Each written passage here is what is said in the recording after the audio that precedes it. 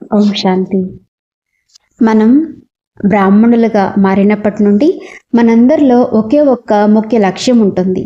అదేంటంటే మనల్ని మనం మార్చుకోవటం, అంటే పరివర్తన చెందటం. మొదట్లో మనం బ్రాహ్మణులుగా మారినప్పుడు మార్పు అనేది చాలా త్వరగా జరిగిపోతుంది. ఎందుకంటే శూద్ర జీవితానికి మరియు బ్రాహ్మణ జీవితానికి మధ్య ఉన్న తేడా మనకు చాలా స్పష్టంగా అర్థమవుతుంది.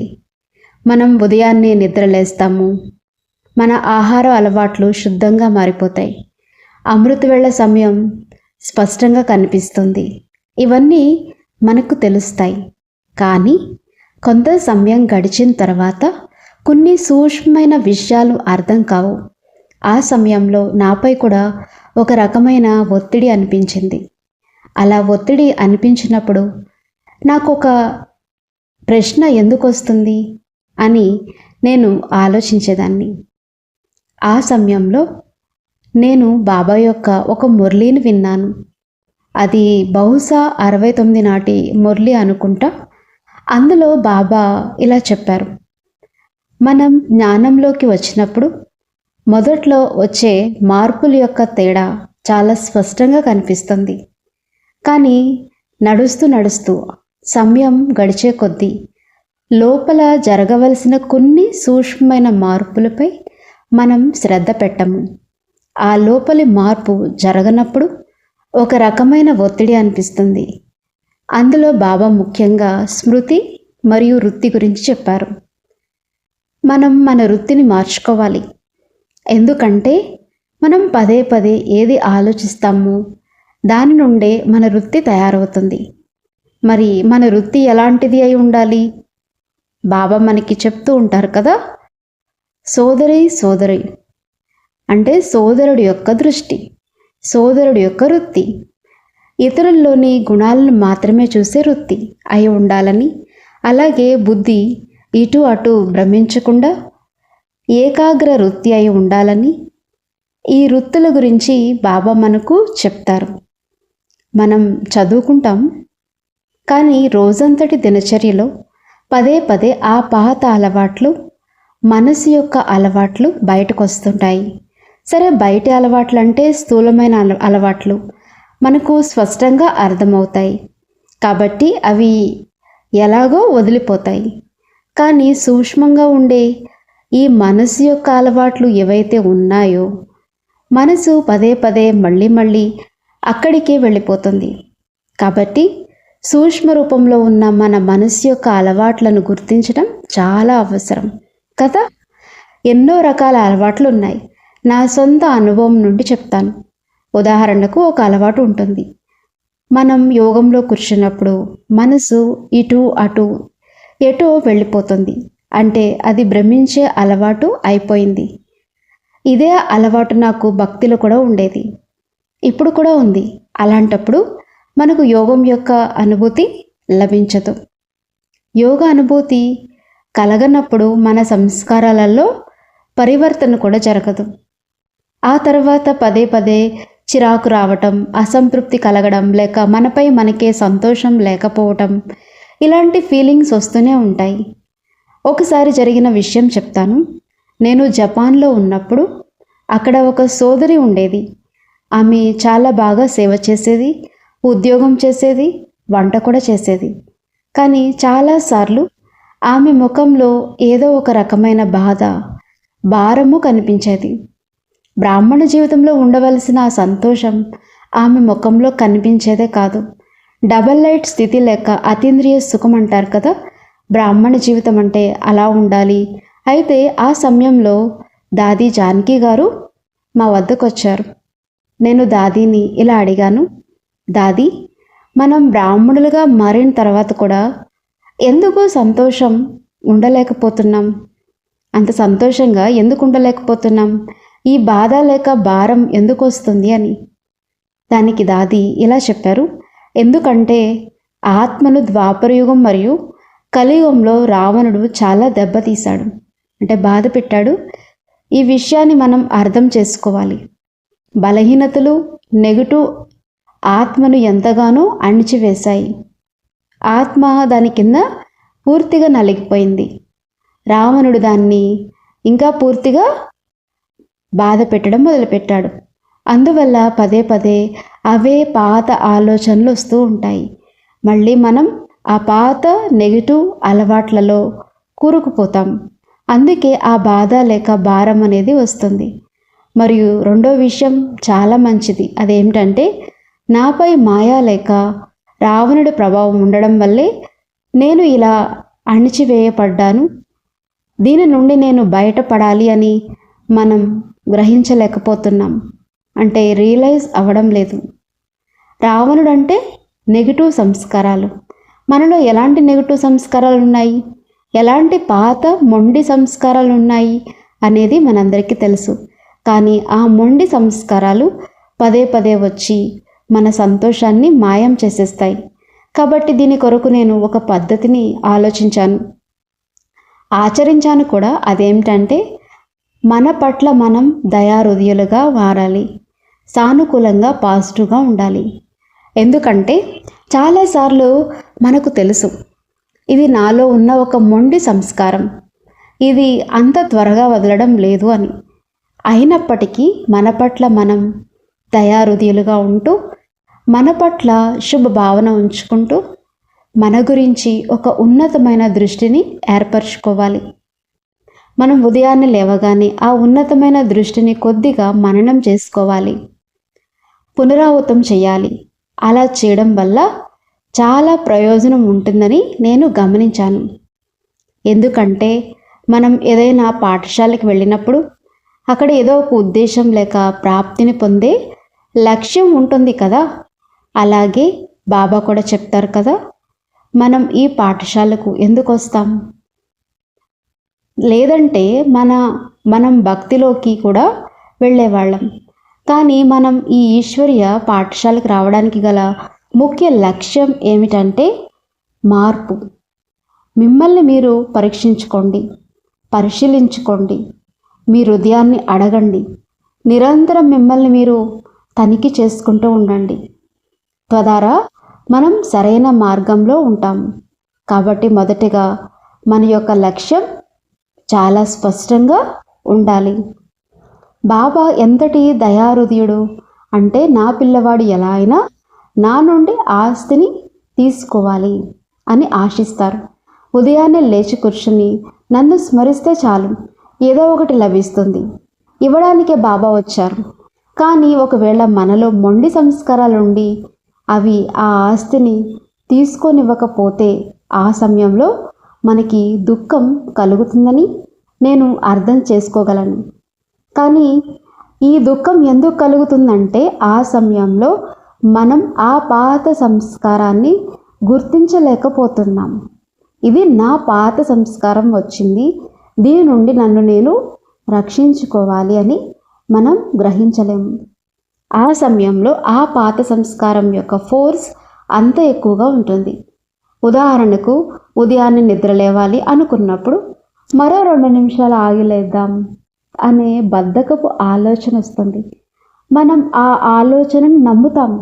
తీరా చూస్తే ఆ 2 నిమిషాలకి బదులు ఎన్ని నిమిషాలు ఆలస్యం అవుతుందా లేదా? అందుకే ఆ సమయంలో గుర్తించే శక్తి, పరిశీలన శక్తి, పరఖ్నే శక్తి కావాలి. ఆ సమయంలో ఆ ఆలోచన యొక్క నాణ్యతను గుర్తించాల్సి ఉంటుంది. ఒకరు ఈ ప్రశ్న అడిగారు, నేను సంపూర్ణంగా మారుతున్నానని నాకు ఎలా తెలియాలి? మనం సంపూర్ణత వైపు వెళ్తున్నామని ఎలా గ్రహించాలి అని. దానికి దాది ఇలా చెప్పారు, రోజంతటిలో మీ ముందుకు వచ్చే పరిస్థితులను, సమస్యలను మీరు గుర్తించండి. వాటిని గుర్తించి సరైన నిర్ణయం తీసుకుంటూ వాటిపై మీరు విజయం సాధిస్తే అప్పుడు మీరు సంపూర్ణత వైపు సాగుతారని అర్థం. దీని అర్థం ఏమిటంటే, రోజంతటిలో ఏది జరిగినా దాని గురించి నా మనసు మళ్ళీ ఆలోచించలేదు మరియు దానిని ఇతరుల వద్ద వర్ణించలేదు. ఒకవేళ గతంలో జరిగిన విషయాలని మనం వర్ణిస్తూ ఇతరులకు పదే పదే ఇలా జరిగింది అలా జరిగిందని చెప్తున్నాం అంటే నేను ఆ పరిస్థితిని సరిగ్గా గుర్తించలేదని మరియు దానిపై సరైన నిర్ణయం తీసుకోలేదని అర్థం. అందువల్లే విజయం లభించలేదు. అందుకే దాది ఇలా చెప్పారు. మనం మాట్లాడే మాటల్లోనూ చూసుకోవచ్చు, మనం ఆ విషయాన్ని సరిగ్గా గుర్తించామా, దానిని సరిగ్గా అర్థం చేసుకున్నామా, ఆ తర్వాత నేను దానిపై విజయం సాధించానా లేదా. ఒకవేళ విజయం సాధించకపోతే అందుకే పదే పదే మనసులోకి అవే ఆలోచనలు వస్తూ ఉంటాయి, మరి నోటి నుండి మాటలు కూడా వచ్చేస్తూ ఉంటాయి. కాబట్టి మనం ఈ గుర్తించే శక్తిని మెరుగుపరుచుకోవాలి. అప్పుడు మేము అడిగాము, దాది మా గురించి చెప్పండి, మాలో ఈ శక్తి ఎంత శాతం తయారైంది అని. ప్రతి ఒక్కరూ తమను తాము చూసుకోవాలి, తమ మాటలను తమ మనసును గమనించుకోవాలి.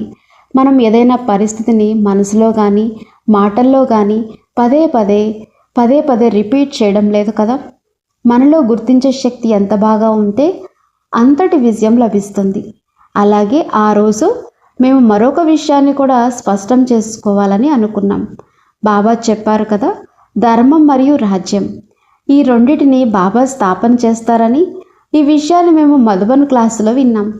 మన మధుబన్ అంతా ఎలా నడుస్తుంది, యజ్ఞం ఎలా సాగుతుంది, రకరకాల ప్రవృత్తులు గల అన్నదమ్ములు సోదరీ సోదరులు ఉన్నారు. మనందరం బ్రాహ్మణులమే. అయితే దాదీలు తమ అవ్యక్త స్థితిలో ఉంటూ మనందరినీ మన స్థితులను ఎలా అర్థం చేసుకునేవారు మరియు ఆ ప్రకారంగానే మనకు సహాయం చేసేవారు.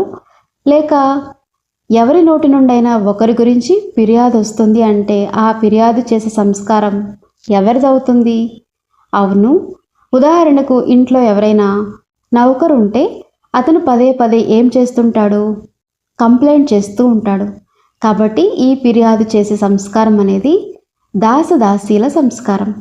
మరియు రెండవది, ఒక విషయం వచ్చింది, అది ఏంటంటే ప్రజా సంస్కారాలు. ప్రజల యొక్క సంస్కారాలు ఎలా ఉంటాయంటే అడిగేవిగా ఉంటాయి.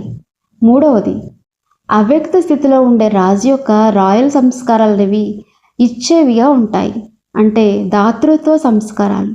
కాబట్టి మన మనసులో ఏ ఆలోచన నడుస్తుంది, ఏ సమయంలో ఏం జరుగుతుంది అనేది మనకు అర్థమైనప్పుడు ఆ సమయంలో ఒకవేళ మనసులో ఫిర్యాదు చేసే భావన ఉంటే అప్పుడు మనలో ఎలాంటి సంస్కారాలు ఉద్భవిస్తున్నాయి, మరియు అప్పుడు మనం ఫిర్యాదు చేస్తున్నాము, అది మళ్ళీ మన జ్ఞాపక శక్తిలోకి వెళ్తుంది. అందుకే మనం ఏం ఆలోచిస్తున్నాం, ఏం మాట్లాడుతున్నాం అనే విషయాలపై లోపల చాలా జాగృతంగా ఉండాలి. ఒకవేళ ప్రజల సంస్కారాలు ఉంటే అవి యాచించేవిగా మారిపోతాయి. కానీ దాది గారి విషయానికి వస్తే ఒక వ్యక్తి తన లోపలి భావాలని వ్యక్తపరుస్తున్నప్పుడు ఈ సమయంలో ఈమెలో లేక ఇతనిలో నౌకర్ సంస్కారాలు ఉద్భవిస్తున్నాయని ఆమె వెంటనే అర్థం చేసుకునేవారు. అయినప్పటికీ దాదిగారు దానిని పట్టించుకునేవారే కాదు, కానీ దానిపై నెగిటివ్గా స్పందించేవారు కాదు. ఈ సమయంలో వీరిలో ఇలాంటి సంస్కారాలు ఉన్నాయని గ్రహించి వారికి ఏమి ఇవ్వాలో అది ఇచ్చేవారు. ఎందుకంటే ఇవ్వడమే రాజు యొక్క పని. వారికి శక్తినివ్వటం, గుణాలని దానం చేయటం, సహకారాన్ని అందించటం, అటెన్షన్ ఇవ్వటం, ప్రేమనివ్వటం, ఏదైనా సరే. మరి మనం కూడా రాజులుగా మారడానికి కదా వచ్చాం, మహారాజులుగా మారాలి, రాయల్ ఫ్యామిలీగా మారాలనే లక్ష్యాన్ని పెట్టుకునే కదా వచ్చాము. అందుకే బాబా చెప్తూ ఉంటారు కదా, రాజ్యం ఏలే సంస్కారాలని. నౌకర్లు లేక ప్రజల రాజ్యం ఎప్పుడు ఏలరు. మరి ఎవరు రాజ్యం ఏళ్తారు? ఎవరి హృదయం అయితే చాలా పెద్దదో మరియు ఎవరు దాతగా ఉంటారో వారే రాజ్యం ఏళ్తారు. కాబట్టి ఆ దాత యొక్క సంస్కారాలు మనలో ఉండాలి. ఎవరైతే అవ్యక్త స్థితిలో ఉంటారో వారు వ్యక్త విషయాలని దూరంగా ఉంటారు, అన్నిటికీ వ్యక్త విషయాలకి దూరంగా ఉంటారు. వారిలో క్యాచింగ్ పవర్, టచింగ్ పవర్ మరియు అర్థం చేసుకునే శక్తి చాలా బాగుంటాయి. కాబట్టి ఆ స్థితిలో ఉన్నప్పుడు చాలా తక్కువ మాట్లాడాలి, తద్వారా మన శక్తి ఆదా అవుతుంది. మరియు ఆ వ్యక్త సంస్కారాలు, నౌకర్ సంస్కారాలు లేక ప్రజా సంస్కారాలు ఏవైతే ఉన్నాయో అవి పుట్టకుండా ఉంటాయి. అందుకే అవ్యక్త స్థితి అంటే చాలా ప్రశాంతంగా ఉండటం, ప్రశాంతంగా రాజ్యాన్ని నడపటం. ఆ రాజ్యం మన కర్మేంద్రియాలపై, మన సంస్కారాలపై నడపాలి. అంతేగాని ఇతరులపై ఆ రాజ్యాన్ని నడపలేము కదా. బాబా చెప్తూ ఉంటారు కదా, ఈ సమయంలో మనం ఎవరికి బాస్ అవ్వలేము, కానీ మనకు మనం బాస్ అవ్వగలము అని. అందుకే ఆ రోజు మేము ఈ విషయాన్ని స్పష్టం చేసుకున్నాము. బాబా వచ్చి ఈ రాజ్యాన్ని స్థాపన చేస్తారు, కానీ నేను ఏమవ్వాలి అనేది నాపైనే ఆధారపడి ఉంటుంది. మరియు మరొక విషయం మేము విన్నాము, బాబా మనందరినీ ఎంతో దయతో, కళ్యాణకారి భావంతో చూస్తూ మనకి ఎంతో ఇస్తారు, కానీ మనం వాటిని తీసుకుంటూ కూడా జీవితంలో ఉపయోగించము. అలాంటప్పుడు మన జీవితంలో ఆయా సంస్కారాలు తయారు కావు. అందుకే బాబా ఎలా చెప్తే మనం అలా చేస్తేనే ఆ సంస్కారాలు తయారవుతాయని బాబా అంటారు.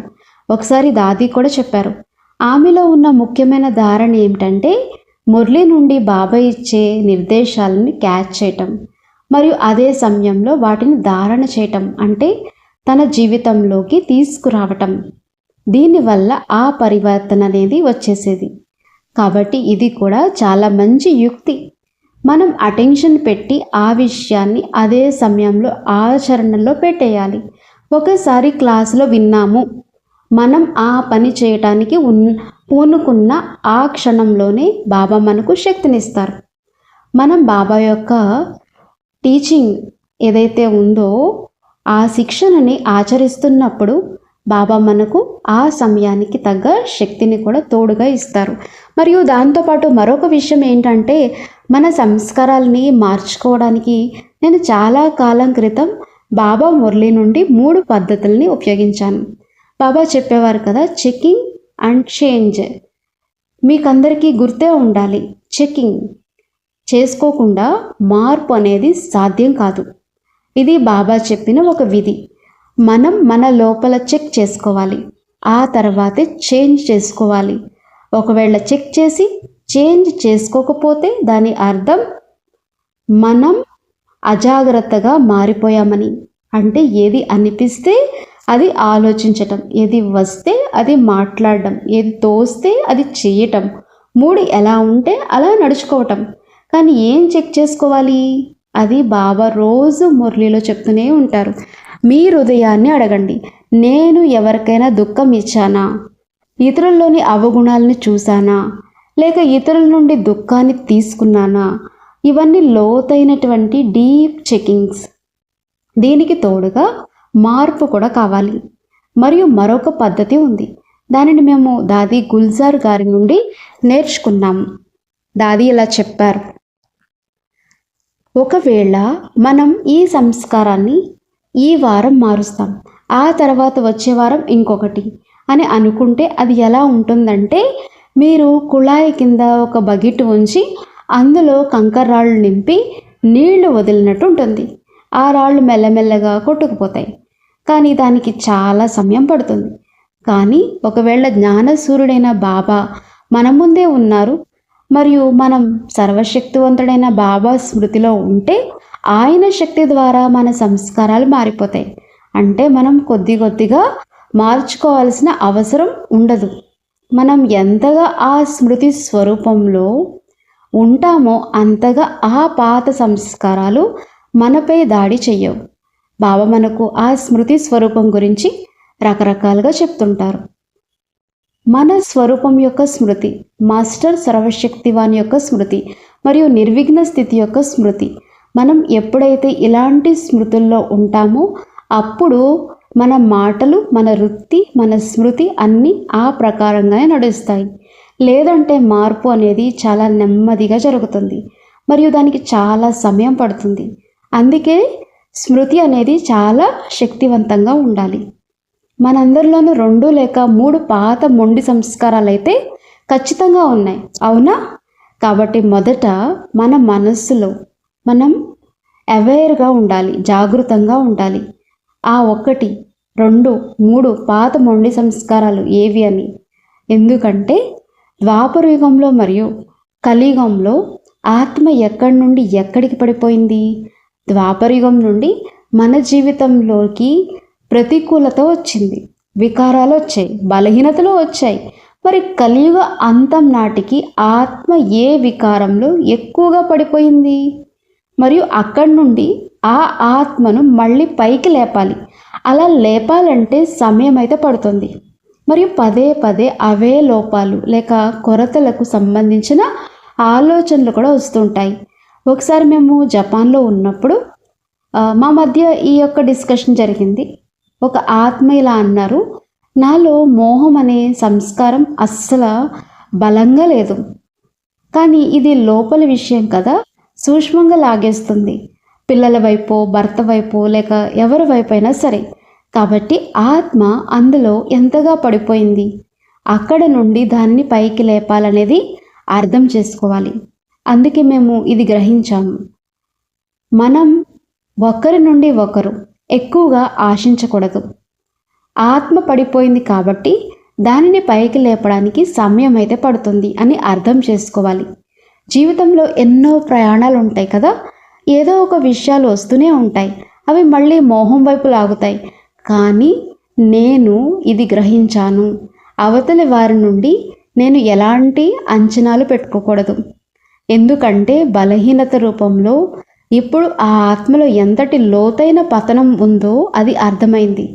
అది మోహం కావచ్చు, లోభం కావచ్చు, మరేదైనా వికారం కావచ్చు. అది లోపల ఎంత శాతంలో ఉందో, మరియు అక్కడ నుండి ఆ ఆత్మను పైకి లేపాలంటే మనము దయాహృదయులుగా మారాలి.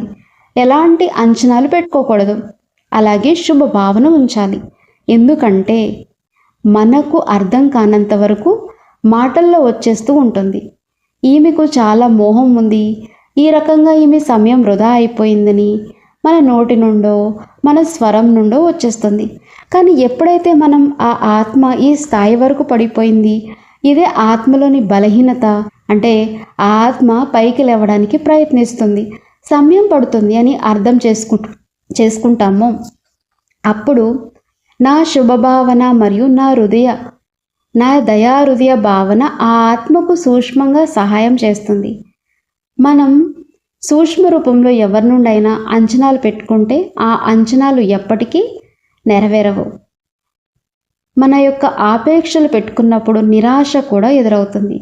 ఈ ఆత్మలో ఈ బలహీనత ఉంది, ఇది మారడం లేదు అని. ఎందుకంటే మనం ఎవరి నుండి ఏమీ ఆశించకూడదు, కానీ శుభభావన ఉంచుకోవాలి.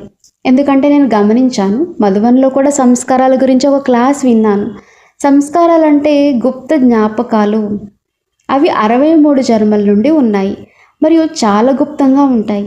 మనకు ఈ జన్మకు సంబంధించిన విషయాలే అంతగా గుర్తుండవు, ఇక 63 జన్మల విషయాలు ఎలా గుర్తుంటాయి?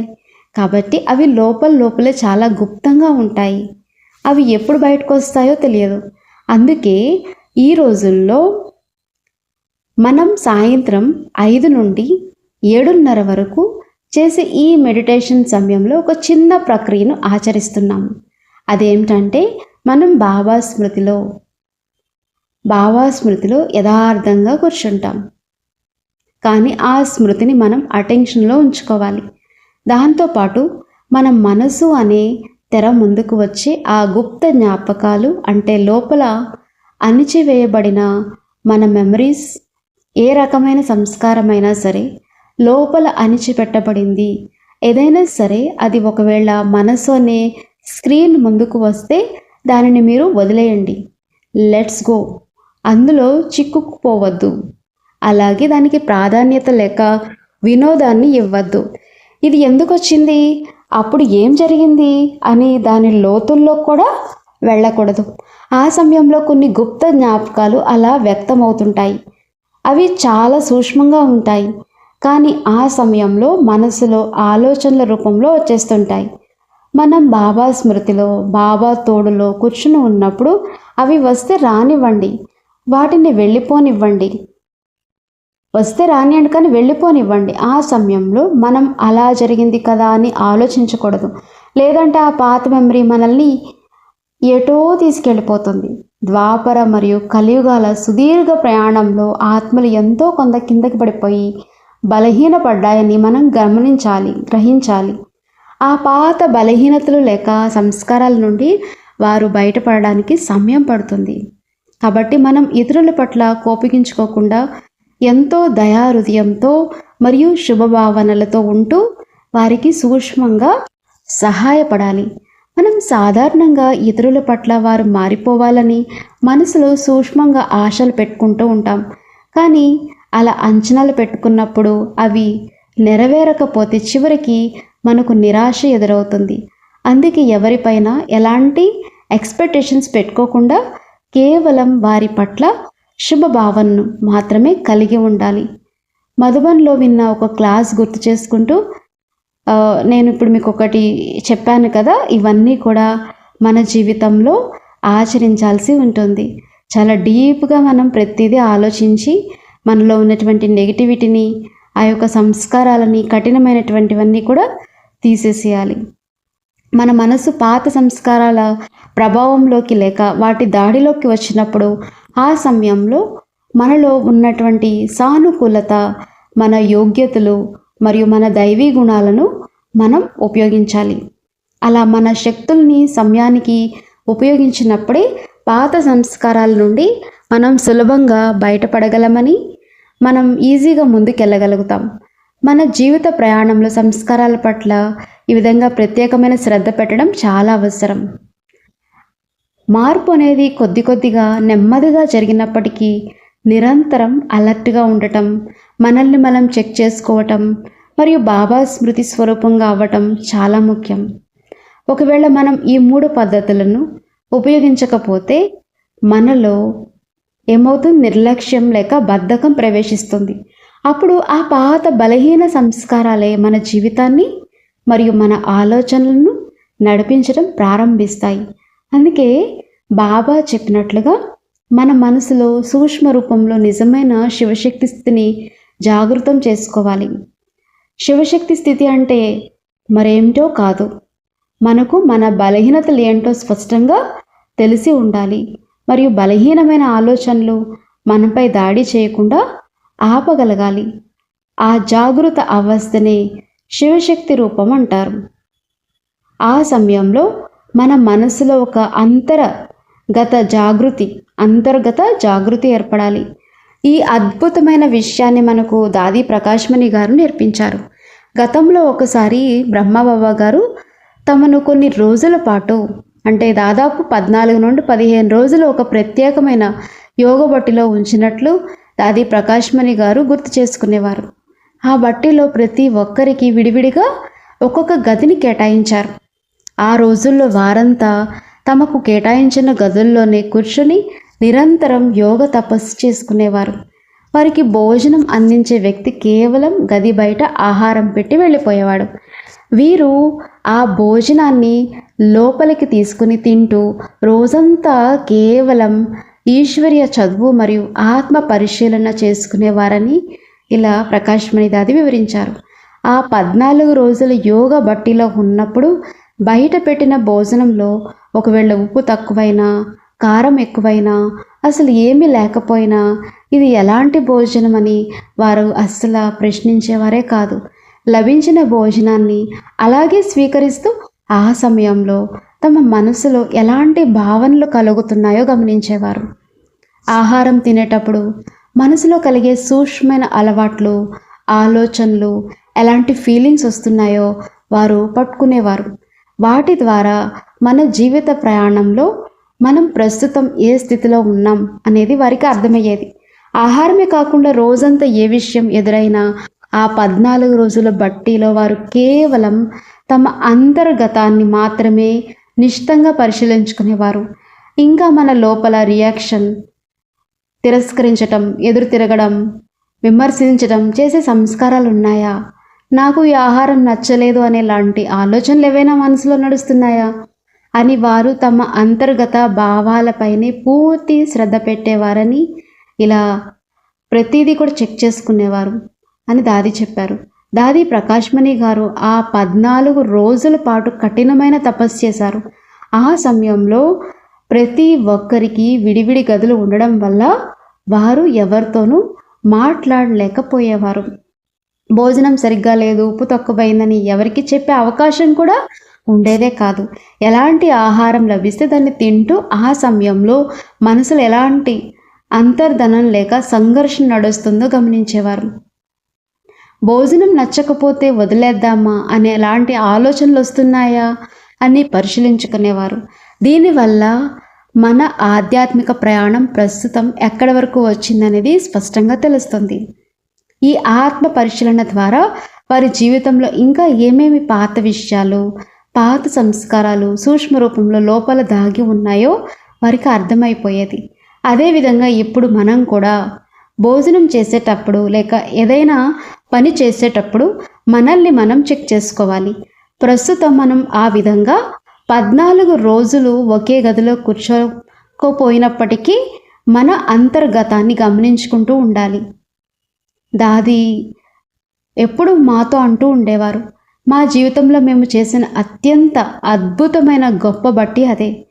14 రోజులు ఒకే గదిలో అంటే ఒక గుహలో కూర్చున్నట్లుగా ఉంటూ చాలా సూక్ష్మంగా తమను తాము చెక్ చేసుకుంటూ మార్చుకుంటూ ఉండేవారు.